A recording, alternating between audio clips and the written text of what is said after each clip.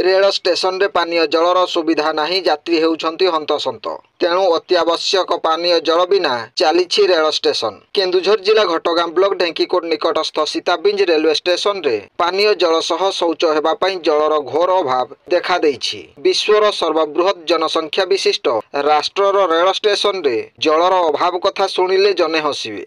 केतेबेले train रे पानी पाई यात्री माने असुविधार सम्मुखीन हेउछंती तो आउ केतेबेले स्टेशन रे बोरिंग रो व्यवस्था थिले मध्य ताहा प्राय एक सप्ताह हेबो अकामी होई पड़िछि। एहा सह स्टेशन पाख रेलवे रास्ता विषय रे न कहिबा भलो। उक्त रास्तार चिप्स मेंटाल गुड़िक गुंड होई गलानी। एते सबु समस्या थिबा सत्वे प्रशासन और ऑफिसर मानकर निद भांगु नाही काहींकि ताहा जणा पड़ी नाही। ए सबु समस्या यथाशीघ्र दूर करिवा पई साधारण रे दाबी हेउछि।